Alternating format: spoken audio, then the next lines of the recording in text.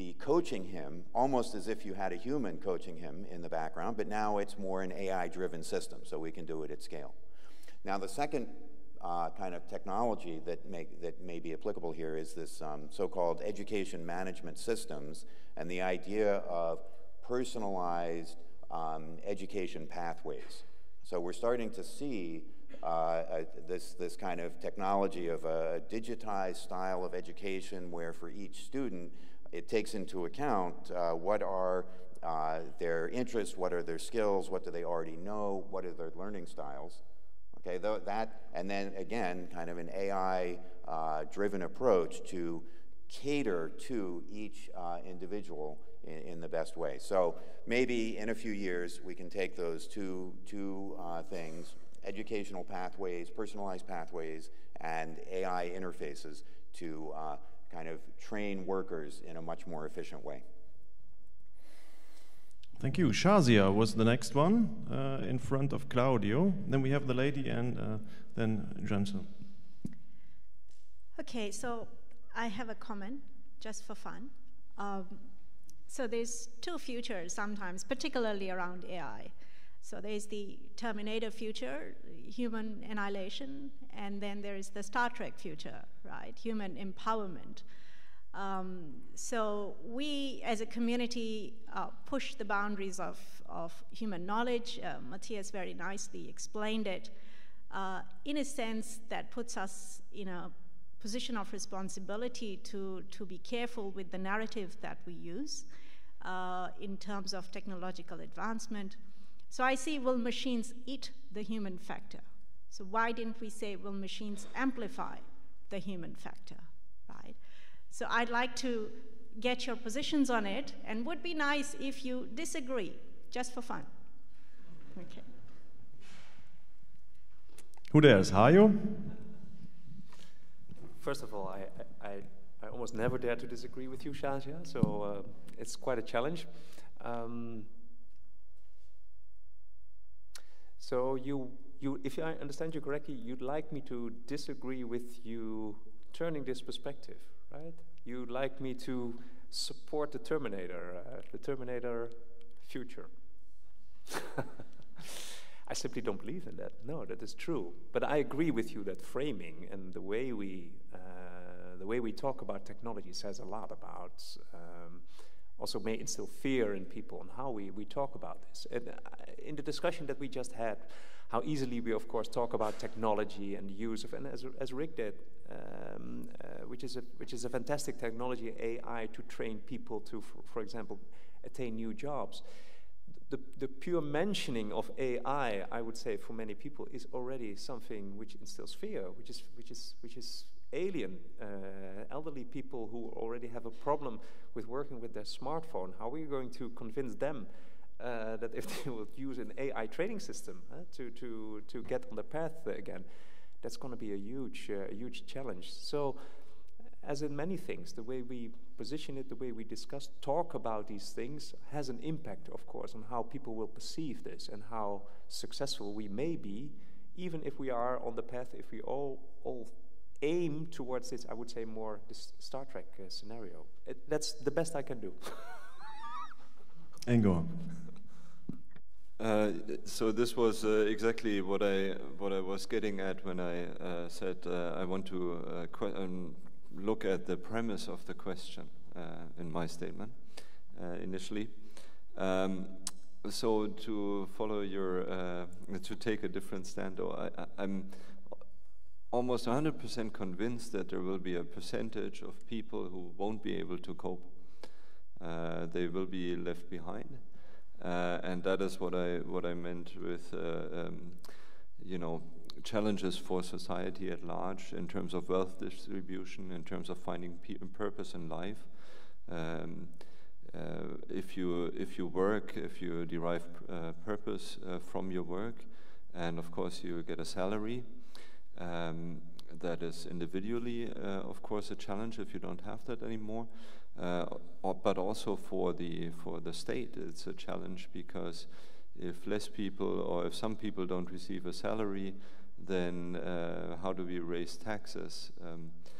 can we tax the work of robots or robotic process automation? Probably not, right? So I think there are many challenges, and if you want to be pessimistic, then there's ample opportunity to follow the Terminator scenario. Yeah, let me chime in on that. The question is, what's the scope of what you're looking at? If you look at the world overall, I believe in the Star Trek vision and technology amplifying what we do. But that's often not the scope what people look at. So for example, another scope for people, the more relevant scope might be what happens to one particular company. And there's simply no way around getting the truth and what's necessarily going to happen, that there are organizations in certain industry verticals that are going through massive transformation, where in 5 years from now you will only see, you know, a fourth of the people working there. And there's no hiding from that, right? And people try to fight an argumentation, yeah, but we create other jobs in other parts. No. 80% of the workforce will be gone in 5 years. That's the truth, because technology does the job better, more efficient, more, you know, with higher quality than what the people are doing today, right? And that's of course a difficult discussion with people, and people reject that thought. But these are then the kinds of people who perceive things as the Terminator scenario. So then the question is, you know, how do you make it work for everybody? Because if you compare the world now versus the world, you know, 50 years ago, where people could stay with one company for their whole life, this is simply not the case anymore. And you need to educate people about that and show them the opportunities outside of the scope that they're currently in, right? But to those people, technology feels like Terminator. Let Rick just complete the round, and maybe how you think a little bit towards making a short statement of it. I'll try to be short, but I couldn't resist the opportunity to be controversial. Thank you. So I think there's two forces driving how AI is going to get used. Okay, the one force is economic, corporations, business. What makes businesses, you know, run more profitably? And so how are they going to want to use AI? That's one side. The other side is going to be basically the public opinion, how academics are talking, how government is talking, and etc. And I think that's going to have two different impacts. Okay, one is for the workers. Okay, businesses generally want their workers to be productive, so they will be paying attention that AI is used in ways that help those workers be more productive. And they'll also be making the human factor more easy for those workers, enabling those workers. Now, what about AI in terms of society at large? Okay, and this gets to all these ethical questions. And my feeling is that corporations generally are not so worried about the impacts of AI at large. They're not so worried about, say, the influencers that AI-driven recommendation engines or AI-driven information sources kind of lead to, and et cetera. And so I think that's where there is the fear of kind of a Terminator future, but where the force of public opinion and governments and academic institutions will have to play an important counterbalance. Hayo, very short. Short. Two nice news articles I read recently. One feeds the Terminator scenario, the other feeds the Star Trek scenario. The Terminator scenario is that in 2020 it is expected that in Germany 1 out of 5 of the elderly, people above 55, will live in poverty. That's in 2020, and it's one of the richest countries of the world, which is showing that people cannot keep up. That is the Terminator perspective. Let's say the Star Trek part is about a new initiative that I read about. It brings together people of 80 years and older who like to knit. And what they do is that they bring these people together, which is fantastic for them to be together and all be knitting, and selling this stuff again against design prices all over the world, because they are genuine granny wool shawls and what have you. And these people love it. There's almost no production cost, and all the money they earn is fed back to these people, which is a fantastic initiative. I love the fact that you bring up knitting here.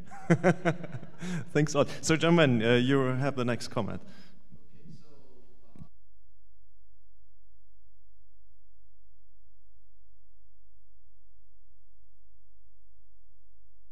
Sorry, gentlemen, can you switch on the mic? I'm sorry, I'm not sure if it is on.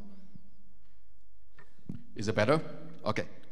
So I found this, question is not interesting because it's a yes/no question, and the interesting question is how machines will eat the human factor. And this is a very broad question, and there's a legal aspects for sure, there's a political aspects, there's a cultural aspects, and now let me ignore all of these and come back to the technical questions. And actually, I want to come back to the earlier question about adoption, right? Rather than complaining about politicians not adopting, let's put ourselves in their shoes and see what's going on there.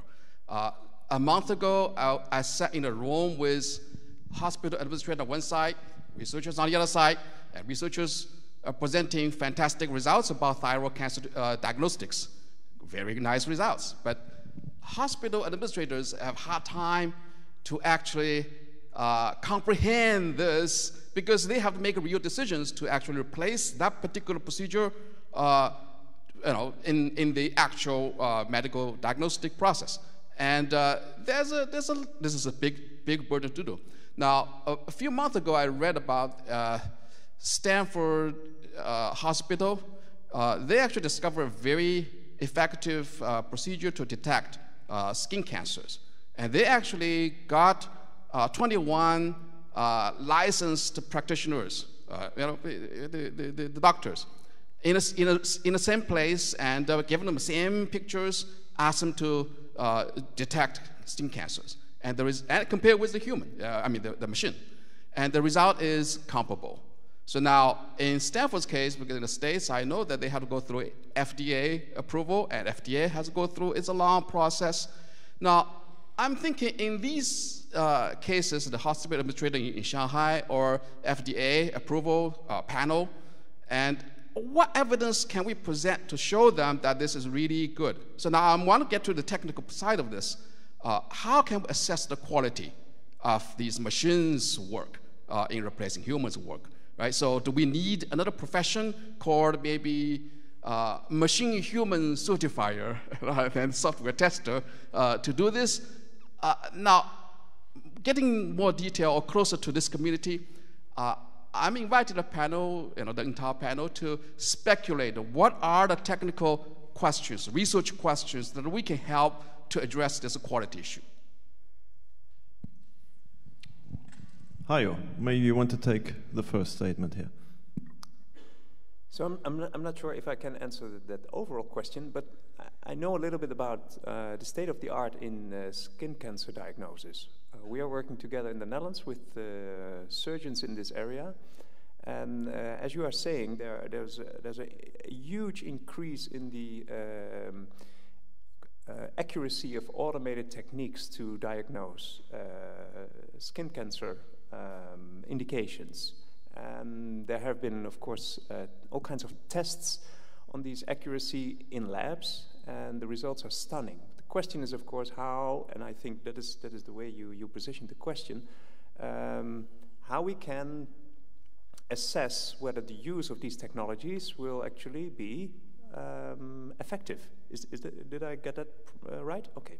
So what is happening now, what I'm involved in with a group of skin cancer surgeons in the Netherlands is, and an insurance company, a health insurance company, is that we're actually going to do a double process. So it's a methodological approach that in one area in Eindhoven, where there is a group of family doctors who are very open to innovation, that we're going to do both paths. So it's incredibly expensive, but we're going to follow the patients through the automated diagnosis and the same patients going through the traditional process to determine the differences between, if there are any differences, in the diagnosis and also the follow-up steps that are being suggested here. So this is really a methodological approach. It's not a technological solution, but simply testing in real life, outside of the lab, how these things can be applied. So in a sense, it's perhaps not the cancer that you're looking for from a technological perspective, but I think there's a lot of methodological side to it. So maybe we just take the round of the other people. So Ingo was the second one to raise his arm. So for the blockchain side, this is something that we actually addressed in our report that we published in June when it was commissioned by the Australian Treasury Department. And one of the things that we said is the legislator has to define what the rules are, like when, how can a company provide evidence that is sufficient for the legislation. So, you know, if you look at the Australian legal system, blockchain transaction doesn't have any legal standing as yet. But an email, which is way easier to fake, has the same legal power as a letter with a handwritten signature. And so the legislators, yes, they need to progress on that. I think, yes, we basically, I agree with your statement, we basically need a profession of people who work for certification authorities, who understand the machine learning and blockchain technologies, etc., well enough to be able to make assessments. So maybe Rick and Gero, you also want to comment on that perspective? Yeah, maybe just the entrepreneur's perspective on that topic. My observation is, you know, bringing products to market in the medical space is incredibly hard due to all of the regulation, clinical trials that you might have to go through, and so on and so on. That's why my observation is, or my feeling is, that there is a lot less innovation happening because there's a lot less incentive for people to do so. There's a lot less money around, it seems. Getting investment for these types of things is incredibly hard. I don't know if the system, like in terms of certification or so, is too strict. I don't know. I'm not an expert for that. But my observation is just that we don't see the advances we could see due to the nature of that, and the smartest people staying out of that area. It's just an observation. So, a very interesting question, you know, how people trust a machine learning algorithm or an AI output more generally. I think there's going to be an evolution. Part of it is there's a lot of trust for human experts today, even though human experts will often disagree with each other. There's not a uniformity of opinion when you get a bunch of human experts together. We'll take this panel as an example. So I think part of helping people have more trust in machine learning answers will be making it more clear that human answers are not necessarily, you know, uniformly consistent. So there's kind of a consciousness raising that will go on. I think often when people are doing medical procedures, they do try to get a second opinion. That's an illustration of people already, you know, saying, oh, I know that humans don't have the absolute truth. At the same time, I think there's going to be increasing trust in machine learning and AI as it pervades our culture more and more, and as it improves. So as automated conversation systems get better, people will start to say, oh, I see, yeah, the computer's getting smarter, the Star Trek version of the computer. And also, I think, as we see it in the physical world, like the self-driving cars, you know, which so far have a very high, you know, low accident rate or whatever. So I see an evolution. And then the final point I'd make is this emphasis now in explanation of AI results. I know DARPA has put a big emphasis on that. I start to see it around in the research community, so that putting the more human face onto something that was just a black box. So that'll be another contributor in the positive direction. All right, so we had various very interesting perspectives. I would now like to invite the panelists to maybe think for a second what could be like one takeaway that you want to share with the audience in terms of what we have to do as a BPM community about this. And maybe I take the first turn, that gives you a second to think. What I observe is that at Stages we've been talking about the perspective of design. And design is something that is not only just technical, but has a very strong connection with various organizational and various psychological questions. So for that regard, I'm very happy that we will have a BPM management track in the future that helps us to reach out to other communities and also bringing on these perspectives, what does work in terms of processes, in terms of what do people accept, what do people adopt, since I think this is important to reflect not only what can be done, but also to reflect upon what really works, and we as a community should also address these questions. So maybe Hayo, you want to start and we just take the others step by step, and what are your conclusions from these discussions? So my conclusion follows up on, I think, the first question we got from Gregor. I see the future is bright if experts work together.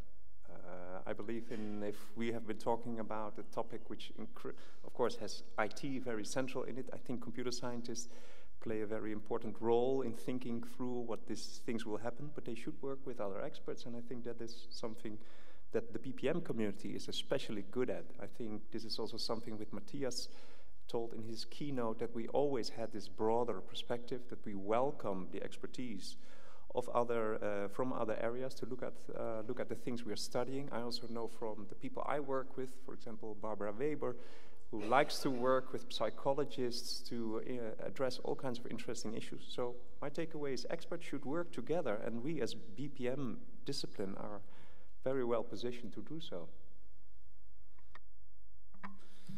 Yeah, I mean, technology is exciting, but to me, AI, machine learning, blockchain, they're all just part of a toolbox that you should keep in the back of your minds. Don't get distracted too much by that. I think the big leverage of BPM is actually the human factor. So that's why I'm super excited about this track 3 and increased importance of let's say the people side of things and the management side of things in BPM. I think this as a community here, as a specific conference here, was underrepresented. And to me, being a practitioner out there, this seems to be the biggest barrier to adopting all of the great things that we invent here. It's not so much that we tweak the algorithm from here to there, but the bigger challenge that people have out there is really make it work in the organizations. And I think the BPM community could help a lot more going in this direction. People won't go away anytime soon. Let's focus on them. So probably allow me to challenge us as a community. Whenever somebody in Australia talks about innovation and process in the same sentence, in excess of 90% of the cases, they refer to robotic process automation. And I have not seen any papers, any works on this side in this year's conference. So I think this is a bit of a black spot that we should invest in.